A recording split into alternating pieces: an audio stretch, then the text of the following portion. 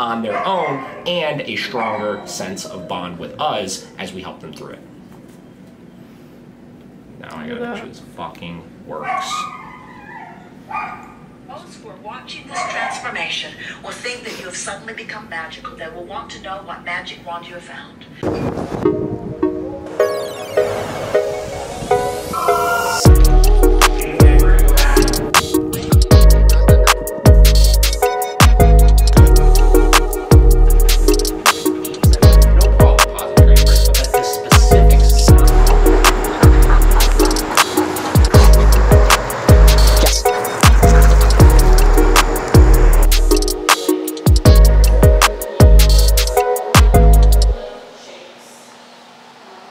Okay. Yeah, I mean, right now, because he's having such difficulty in the training, you know what I mean? Sit. So it's like, of course, there's not going to be like a positive association with it. What we tend to see happens, get him into this first. Good. What we tend to see happens is as they get further through the training and they start becoming successful with this stuff and not needing a lot of corrections and stuff, what happens is the e-collar starts predicting positive things, right? So it goes on when we go for walks, and it goes on when we go to play off leash in the yard, and it goes on when we do this, so that it becomes a more conditioned sense of excitement. You know what I mean? No? Sit.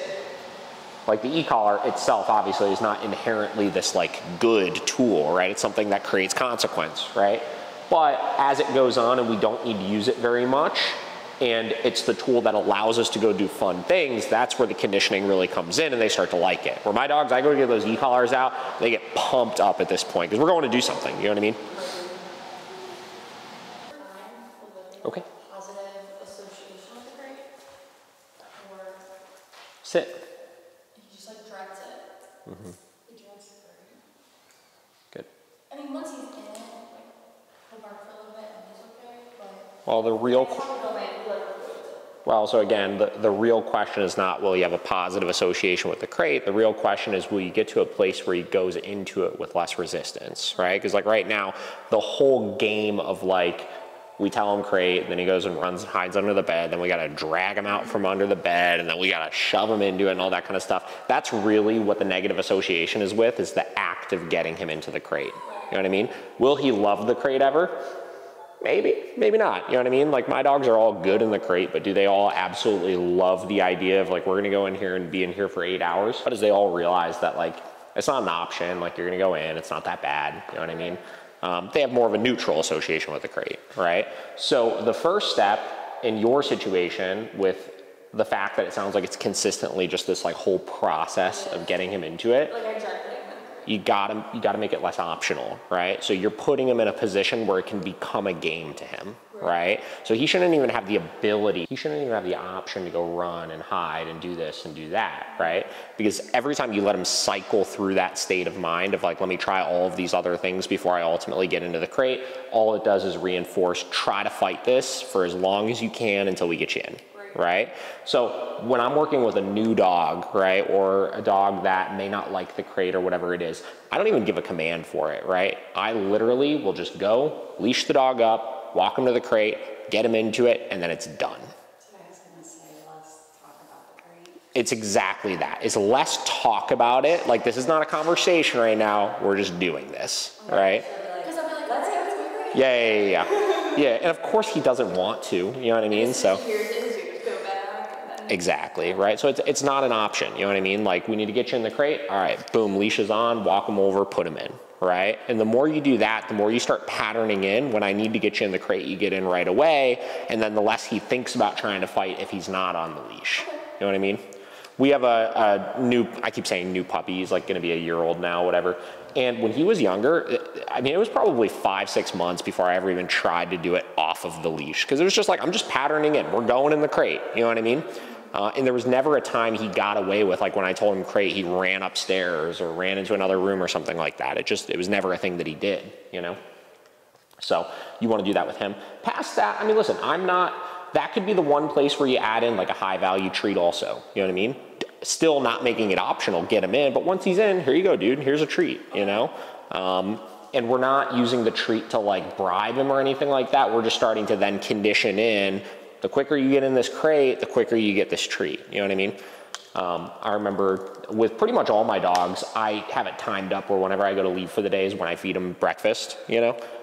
And when we go downstairs to go to the crates, they go flying into those crates because they know the quicker they get in that crate, the quicker they're getting their food, you know? So you could do something like that and make it a consistent thing, and that will also help with it. I like to start with the good. Sure, let's do that. Yeah. So the good, like I can walk him without a leash beautifully. Awesome. He follows through when it comes. The only thing bad in that regard is he literally like nudges you the whole time, like waiting for the treats. But yeah. He like you totally see he like backs off and then he comes right back up. You know, like even we own 50 acres of land for our work, and I walked him on the sidewalk or the driveway today, and there's goose poop everywhere, gooses everywhere, and he was like totally spot on. Awesome. So beautiful there. Even like walking him in parks and stuff has gotten so much better. Like I texted you, like he was never able to do that before. Cool. So we can do that. I like it. I think the crate he goes in, that's still a big area of anxiety for him, without a doubt. Like it's not going away. Like we still have a lot of drool that we're cleaning up, but I noticed on the front bars there's a little bit of teeth marks still, so he's definitely still going at it. Vet is another big area of concern, which I know I texted you about that too. Like even our vet was like, because he is having stomach issues. And they're like, well, we need to get blood work, but I don't know how we're going to do that with him. Like, you fucking muzzle him dog. Yeah, you just get it done, like, honestly. You get blood from him. Where do you take them? Is it somewhere out by you? Clinic of Charlotte. Okay, I mean, they've been great, but like when he went to get neutered, he like kind of like turned around and sniffed at the vet, I guess. I'm like, dude, what do you expect? You're chopping his balls off. The vet is such a tricky one, right? Because it's like you don't go there that often. It's so stressful for the dogs when they go there. You know what I mean? Like, and even my dogs, like my Malinois Vinny, I muzzle him every time I go to the vet still, right? He does not like going to the vet. He's tolerant of it, you know, but like he'll still, same deal. If they're touching him and grabbing him in ways he doesn't like, he's got no problem turning around and letting out a little snap and stuff here and there, right? And you could make those things better, right? But a part of it is having this like cooperative relationship with the vet where they understand what they need to do as well, right? And a lot of that is you just gotta get it done. You know what I mean? And each time, you like I look at it like dogs that come here for grooming and stuff, right? We get some dogs that come here for grooming that the first time you go to groom, it is a disaster, right? They're freaking out, they're trying to bite us, this, that, and they're otherwise perfectly social dogs where they're not aggressive anywhere else, right? And what do? Nothing magical, we just get it done. You know what I mean? And what happens the next time is they realize, all right, well, I can still put up this big fight, but it's still gonna get done. And then the next time it's like a little less of a fight, and the next time it's a little less of a fight, and you know, eventually they're just kind of somewhat tolerant of it. You know what I mean? And in a lot of cases, that's what really needs to get done. And sometimes you can do other things. Like, so Vinny, for example, when I take him to the vet, we have a relationship now where it's like, they know if you just let me hold him while you do everything, it's 900 times better. You know what I mean? So we got this relationship, we go in, they're like, all right, we get the game, I hold him, they do what they gotta do, everything's fine and we're done. You know what I mean? So sometimes it's not so much a what do we need to do from a training standpoint, it's more so what do we need to do from a management standpoint while we're there to help just make this as easy as possible for him and for them. You know what I mean? That is still like super, like they're just letting people back in. And like when I dropped him off in the back of the car and then they took him in. He's probably thinking like, what the hell? Like, that also adds stress for sure too. But the biggest thing is I would say if your vet is a little apprehensive around him or a little scared or something like that, just muzzling alone, like, and you guys taking that into your hands, if we're just gonna pop a muzzle on him before we get to the vet, will probably help tenfold them to just get their job done. You know what I mean? So that might be something you consider.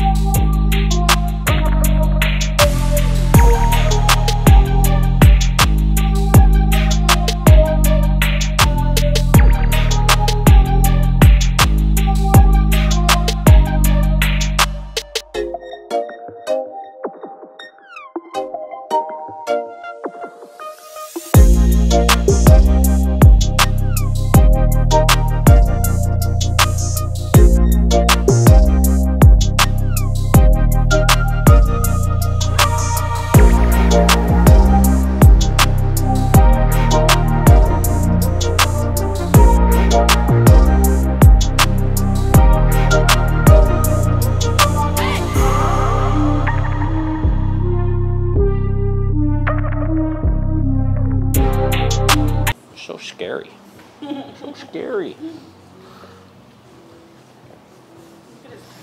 And there's a little no.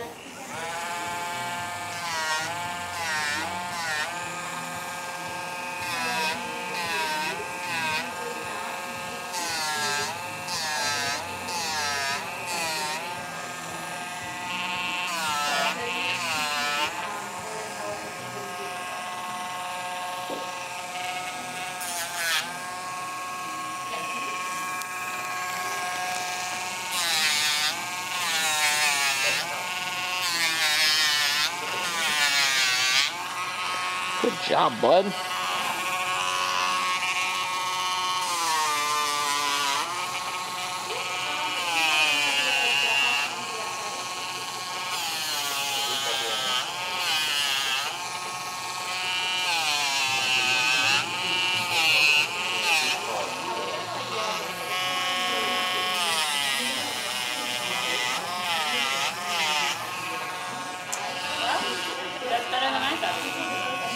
And again, all this really comes down to just getting it done, you know? Right. And each time we do it successfully, he realizes, wow, nothing that scary happened, you know?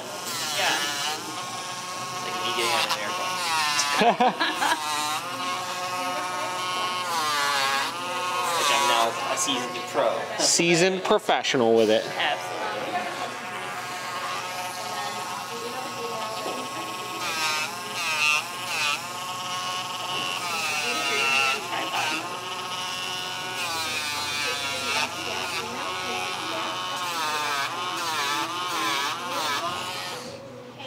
Yeah, that was pretty easy, buddy. That was pretty easy, dude. Good boy. Yeah, And and did he ever do that to you, like the whole hiding his head in you? 'Cause that's what he does. I'm sure he has, yes. Because that's what he runs up to one of Yeah. us. It's like, I need help. Yeah. And then like, we're his go-to people. I think, so I think where a lot of vets go wrong with things and where vet visits can really like go from like being okay to being like a whole mess is, you know, you figure, let's say you're sitting in the room, right? He's sitting there next to you. I don't know if your vet does this or not, obviously, but the number one thing I see vets do is they come into the room and immediately they're like, hi, buddy, right? What they do. And that is the absolute, you figure he's in a stressed out state of mind. He is backed up against you guys, which is his ultimate safe spot. He can't go any further away. And now you have somebody doing this really intrusive, scary thing to them, right? And then what happens is the dog starts growling, barking, lunging, things like that, rightfully so, because they can't flee, they can't go anywhere else, right? And then the vet goes, whoa, right? And that tells him, that worked. Right? And then the vet's scared and he's scared and it's like, oh, we need to do something crazy and muzzle him and this and that. Where in actuality, if vets can just do this one thing, let's say you have the leash, go ahead and hold the leash there. Thunder's, go ahead and pull Thunder over towards you. Right? So if vets could just come in and just be like, okay, dog's there, leash please. Come here, bud. Remove him from the situation where he's in this like, you know, fight or flight state of mind, right? Start interacting and examining and stuff like that at that point. At that point, if he gets stressed out, what can he do? Go right back over to you guys, right? And not that we want him to do that, but because flight's an option, you're not gonna have those outbursts, Okay. right? Yeah. So they need to just kind of skip the like, we need to be best friends with the dog phase and get right into the exam, you know? Yeah. So that's number one thing in those type of situations, right? Is if you could even like, and again, if you have a good relationship with the vet, just like, hey, listen, just grab the leash, pull them away from us, you know, muzzle them still so that they feel a little bit more comfortable, obviously. But here you go, just literally just take the leash, you know, we'll stay right here, take the leash, examine, do what you need to do, and see how it goes, just making that adjustment. And a lot of times it's much easier. Yeah, I can tell them that ahead of time. So, That would be good. what do you think, buddy? You're doing so good. Well, I'm such a good boy. Huh. You're very smart. Is there anything you guys have questions on we haven't gone over today here that you could think of? So. Out of sight duration, that's a big thing to do. Yeah. Start trying to put him in the crate and work your crate stays, and then also correct him if he's showing any nonsense in the crate. If that doesn't work after another week or so, we could switch to a bark collar if we need to, right? Yeah. The vet stuff, a couple little tweaks as far as that's concerned. Yeah, he goes next week for his blood work, so I'll Yeah. let you know how that's gonna go. Uh-huh.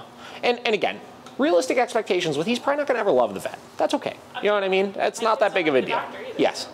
He's just gotta be a little bit better behaved there. That's it. Right, right. So. I would like to not have to muzzle you. Yeah, sure. But even if you do, It's fine. It's really fine. You know what I mean? Like I said, like I muzzle two of my, Deli, my pitty as well. I muzzle her and Vinny every time they go to the vet still. Every time. And it's no big deal. You know what I mean? They get the exam done and it's like we have this association, like, oh, I got to put a muzzle on. That means he's a bad dog. It's like, no, it doesn't. Just means you're being a responsible owner and you're helping the vet feel safe. That's it. Yeah. That's what it's for. It's not for him. It's to help them feel safe. Bed. Yep. And the kids are attracted to him and talking about. And anytime, is it every time? I don't know. Some of the time that you pick her up or even when you pick me up, like he will jump after. So I don't know. Other than keeping him in a bed stay.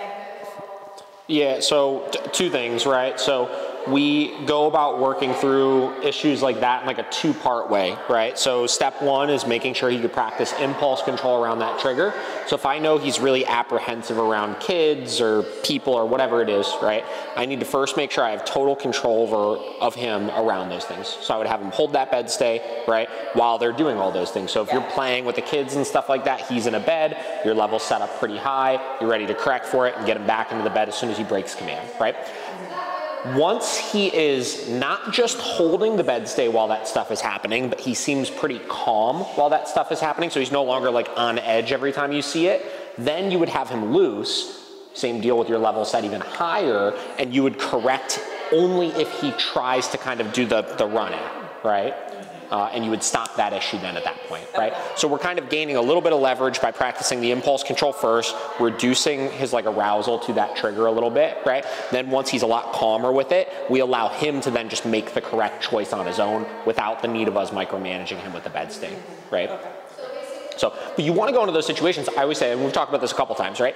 Anytime I know there is a very specific thing that sets him off, I'm going to chase that thing, right? I want to work through that thing as quickly as possible as opposed to try to avoid it, right? So knowing that, I would want to set up that exact scenario as quickly as you can, you know?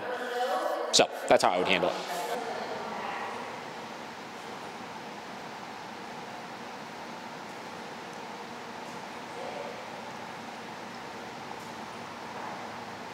Looks good. Whenever you want, you can come to a stop.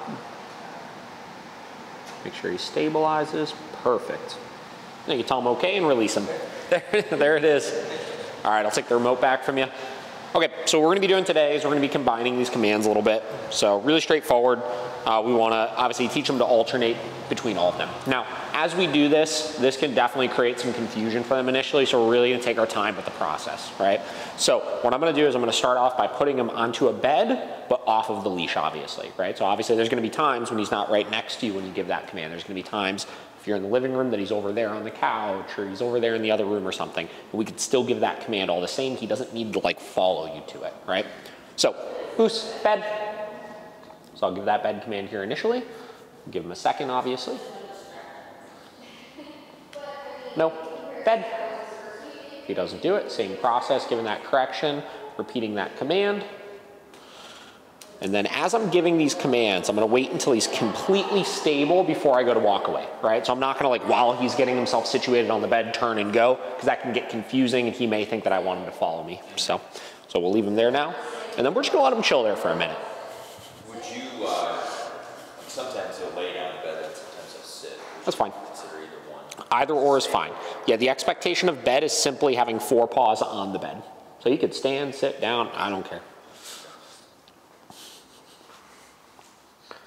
I will use that as like a barometer of like how calm he is on the bed, obviously, you know? So let's say I put him on that bed and he was standing at the edge of the bed, right? He's still doing it fine, so I'm not gonna correct him for anything, but I'm also probably not gonna call him off of it right there because he's anticipating, like he's ready to go, you know? Now, obviously there's gonna be a degree of anticipation throughout this process because they're pretty predictable patterns, but whatever we could do to kind of slow that down a little bit, get him waiting for that next piece of information is gonna be beneficial, so. So same deal, we'll let him chill there for another minute here. And then whenever I feel like he's pretty stable there, not jumping the gun or anything like that, what I'll do is I'll pick a spot and then I'll give him that come command. So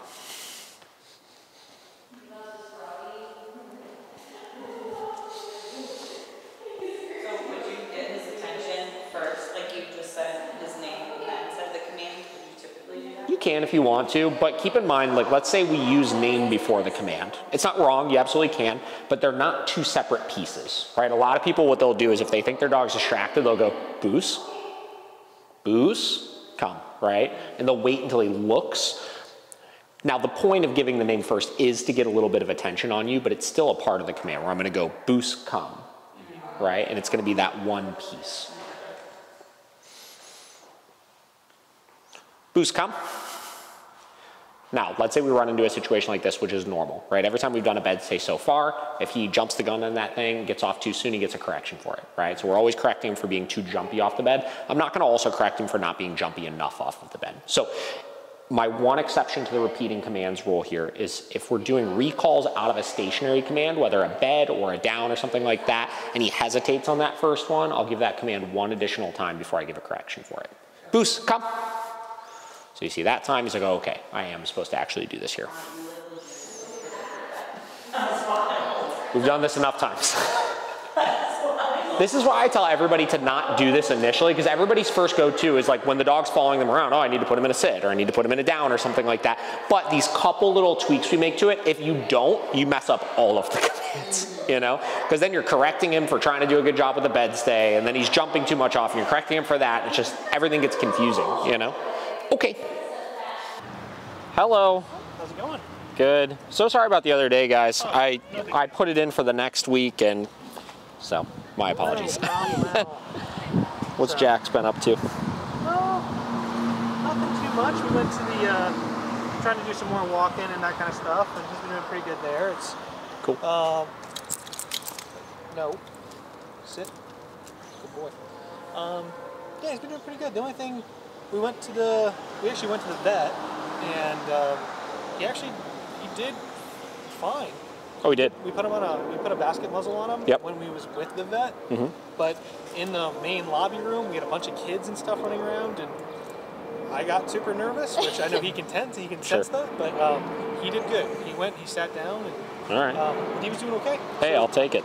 Yeah, so it's still barking at strangers when we're outside. When you're outside? Yeah, like the other day, a little girl came like up on her scooter and he started barking. I think he really scared her. She ran the other way, and I felt so bad. Yeah, it's almost like I think she kind of caught him by surprise, but I don't know. It's almost like he knows when we're trying to train, and we're trying to train all the time. Like every time we go out, we're trying to train. Yeah, sure. But then it's like for that 5 minutes where it's like, hey, let him break, trying to do his thing. Yeah. And then all of a sudden, the one girl comes up on her scooter, and he just gets, okay, who's that? And he was fine until they got about to the driveway, and then he kind of bounced up and barked and just kind of lunged at her. But it was more of like, I think, scared, not sure who it was. When he did that, did you correct him for it still? Okay, cool. Yep.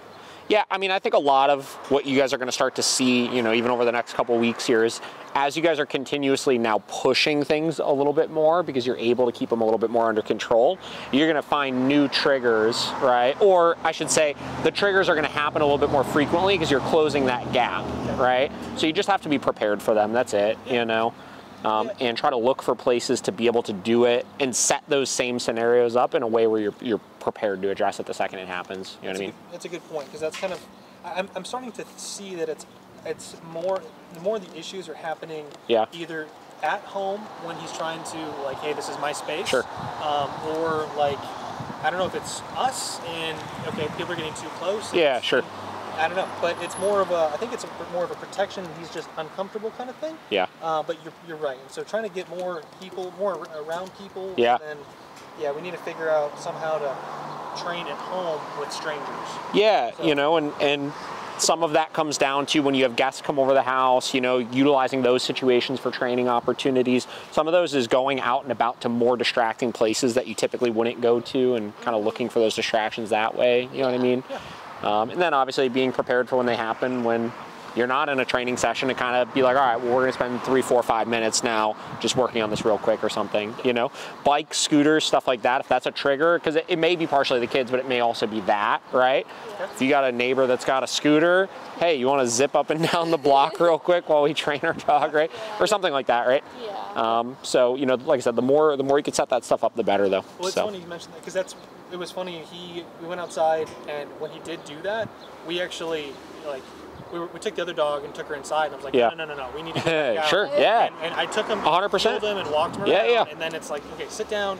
And it's almost like he does better, I'm noticing, with people when I put him into a sit. Yeah. And he's almost like, okay, now I know I'm training. And Gives him something to focus on, you know? And obviously, we still want to make sure he does it whether he's in that position or not, but you kind of got to progress through the steps, right? And it's like step one is like, let's just make sure we can keep in control around this thing. And then once he's developing this pattern of not reacting around it, then we start putting him in a position to make the choice on his own, right? Yep.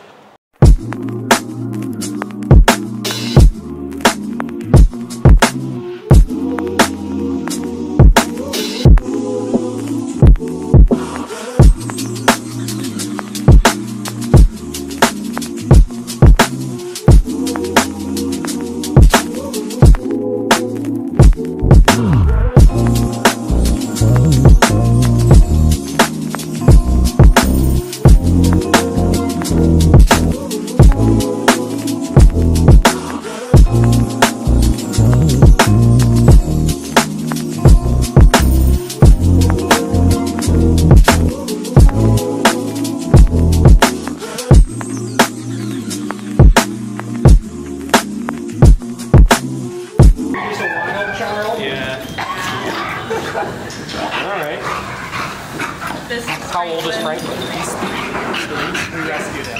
Alright. And the biggest issue is obviously just, you said reactivity. Yeah, just, he's pretty good when we come home. If we have any strangers over the house, he is a lot to handle. Yeah. Other dogs, he's not very good. We have another dog who he's finally getting used to. But when we had him for maybe about a month, we went to daycare, and he charged at another dog immediately. He just has, he gets so worked up and then he has a really hard time.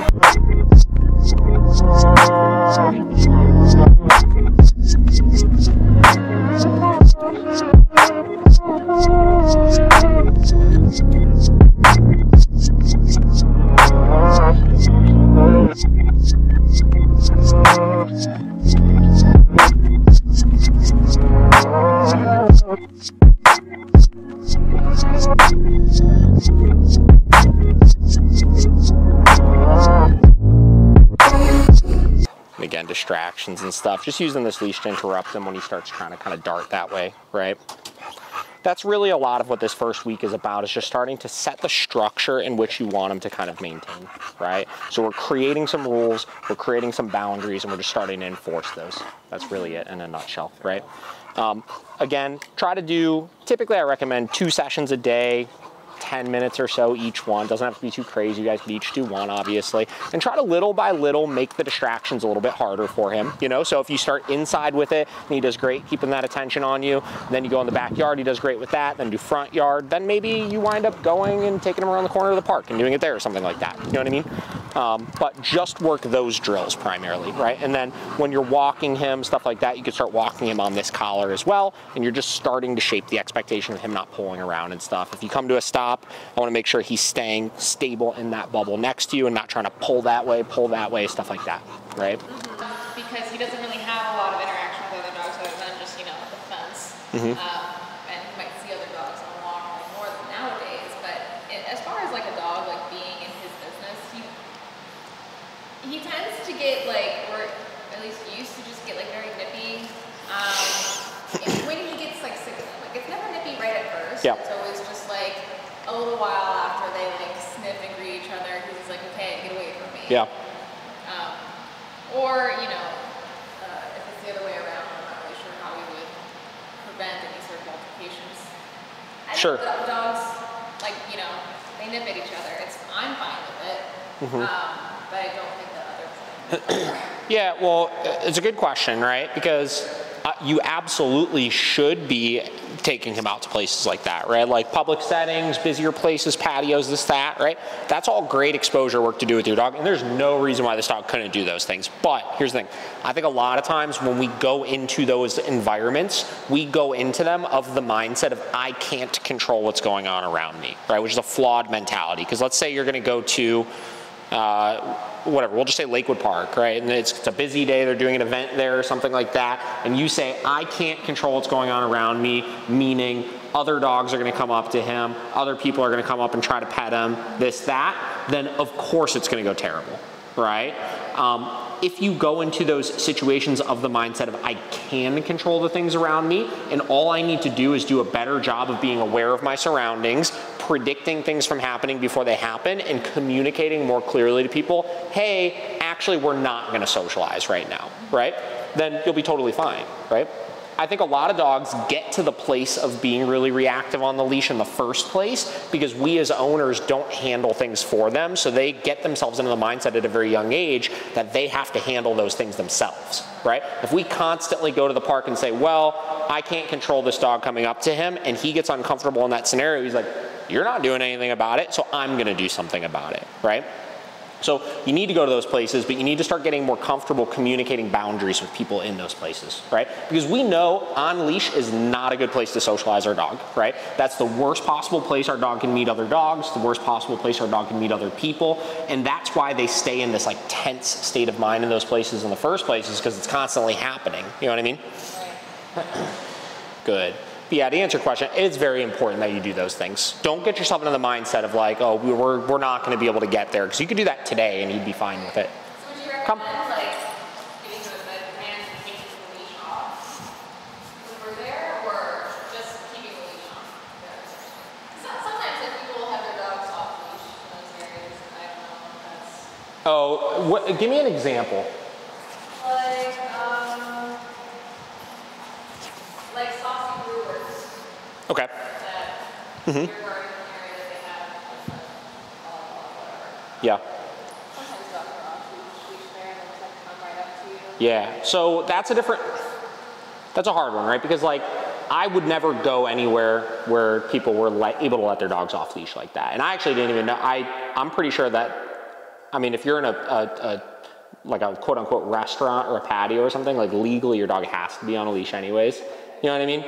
So, you know, there are some places where, you know, even if they should technically have their dog off leash, if that's something that's regularly happening there, I just wouldn't take my dogs to it, you know? So but, what's that? Like a dog park, fenced-in dog park? Yeah, I'm not into dog parks. Yeah, because again, you don't know the other dogs there, right? So. What got us into like having such a paranoid mindset? Yeah, I think, you know, there are places you can get away with taking your dogs, right? And there's places where there's, you know, like Platform, for example. Like we go to Platform all the time, right? And there's other dogs there, but everybody's on a leash, right? We find a table in a corner somewhere where we can see what's going on around us, and we make sure no other dogs come up to our dogs, and it's fine. It's no problem, right? A bad example would be Terrestrial Brewing Company in Battery Park is like notoriously like the dog park of the city. Like it's just chaos there. You know what I mean? So we stay away from that place. We experienced that a dog that was just. Oh, really? Through the entire restaurant, no one even knew who its owner was. Yeah. Just going about its business. Yeah, and those are just the things where it's like, you know, that's the frustrating part about this kind of thing, is we get into the mindset of like, we can't take our dogs these places because of things like that, but that doesn't mean it's like our dog's fault, right? So yeah, I would find places you could go to, but I would just be picky about, like, before I go into any sort of social setting with my dogs, I do an assessment of like, what's going on in the place first, right? If I go to a patio and I have full intentions of taking my dogs there, and I walk up and it's like there's 3 dogs that are off leash in the patio, like I'm just gonna turn around and go, right? Because I know that would be setting my dog up for failure, right? Which is not what we want to do with it, right? But you don't want to avoid all settings, right? You need to get your dog out to more places, and you need to get your dog out to places that there's going to be a lot of stuff going on, so you learn to tolerate that stuff better. But you don't want to do it over the top in places where it's like unreasonable amounts of distractions, right? So. Yeah, you absolutely should, but yeah, you want to avoid those types of places, right? And don't feel uncomfortable. Let's say you're at a place like that. Let's say you're at Saucy's patio, right? And there's no off-leash dogs there, and suddenly some Joe Schmo idiot walks in and just lets his dog off the leash, and his dog bolts up to your dog. Like they're not allowed to do that. You know what I mean? So like, don't be afraid of like, hey, like holding the dog away from him and being like, yo, like you need to like not let your dog do that, right? Come.